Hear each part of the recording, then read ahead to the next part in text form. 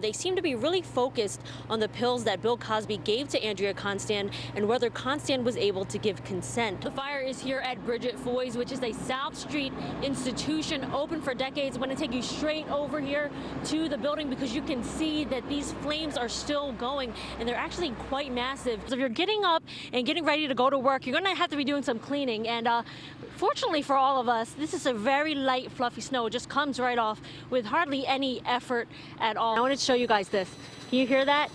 It's my frozen hair, okay? There's like Elsa is out here. She is out here and she's causing all kinds of destruction. Take a look here. White out conditions here on the Atlantic City boardwalk. Neighbors have not been able to get back to sleep. As you can hear, this extremely loud, extremely large tow truck that has been brought in here to try to remove this trash truck from the scene. Many people waking up to scenes like this, just devastating. But the good news here, there is a little bit of good news. No one was hurt in all of this. Security here is obviously extremely tight. Police actually moved us from several blocks away from where we were earlier in the newscast over here to Chambers Street, which is actually where the suspect's truck hit a school bus, ending the carnage. I'm standing right here in their backyard where you can see where this sign hit the fence here. It bounced off and here it is. It's just about as big as I am, and the scariest part of it all is that this dropped just mere feet from where children play. This jury has deliberated for about 40 hours now. At around the 30-hour mark, they returned to the courtroom to tell Judge Stephen O'Neill that they were deadlocked. He told them to keep trying. Waiting outside the courthouse, though, the atmosphere waffled between boredom and chaos.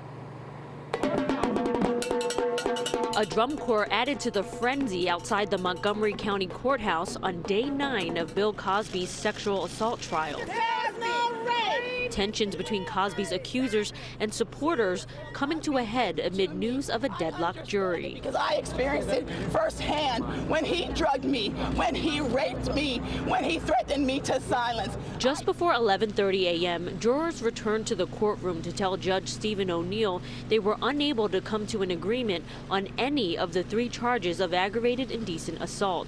The judge sent them back to work. Outside, reaction from both sides was swift.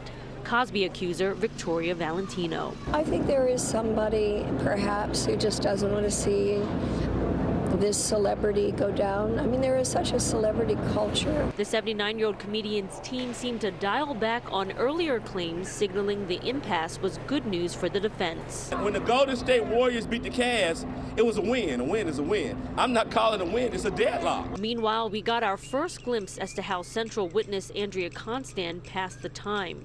She tweeted a video of herself shooting a basket into a mini hoop, ending with the phrase, quote, "always follow through."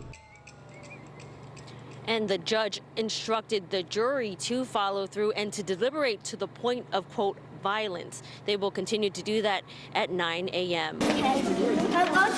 On a busy afternoon in Ambler, about 40 young minds tackle math or reading. We're learning ABCs. And I'm learning a lot of things. But this isn't school. If you're stuck on your homework and you can't get it done, a helper could just help you and you could just get right past it. It's the WAC Cares Homework Club. We love each and every student that comes here. They're pretty much family. At the center of the family is Lenny Robinson. I would call him like the father of Ambler. The kids there are my kids. You know, I claim them. I claim them all. To them, he's simply Mr. Lenny. He helps me a lot, and he's really nice. The homework club started as an idea in Mr. Lenny's head. He didn't put it to practice until about 3 years ago, while running free basketball clinics for the neighborhood kids. I would always ask the kids, did you do your homework? And, you know, some of them would say yes, some would say no, and most of the time, the yeses were supposed to be no's. As much time as Mr. Lenny puts into the program, it's not his day job. Hello. He works at Wissahickon Middle School. Tell mom and dad I said hi. Not as an educator, but as the custodian. I'm just the guy from the neighborhood who cares, so it's not like I went to school for all of this. What he lacks in training, he makes up in heart. It's his personality that has you, that brings you in. He has a heart of gold. 1 3/4, right? That heart has attracted a legion of volunteers fueled by the enthusiasm of the children they're helping. You have somebody to listen to. You have a hug if you need it. You know, there's smiles all around. Valuable lessons for everyone involved and a few tears shed by Mr. Lenny. It's good stuff. You know, when we can give our kids tools that they can take through a lifetime, that's immeasurable. We're making a difference in our kids' lives. This crime was really baffling to both the community and investigators when it happened 5 years ago. He was a family man with no known enemies who was stabbed to death just steps from his home. Now his children are making sure their father is not forgotten and his killer is eventually brought to justice. An altar at the Lee home honors loved ones who have passed on. Never did the family imagine that they would add their father to the memorial so soon. He's a wonderful dad. He's very generous. He's always smile. He always love. We've been blessed as a kid to be his kid. On the morning of April 18th, 2013, Don Lee was outside his Volmer Street home getting his fruit cart ready to take to the campus of the University of Pennsylvania, just as he's done for the past 18 years. But this time, he wouldn't make it. All of a sudden, I hear the knock, and I thought that he's forgot his key and he locked himself out, and because he'd been in and out for so many times. And I went out and he just collapsed on my arms.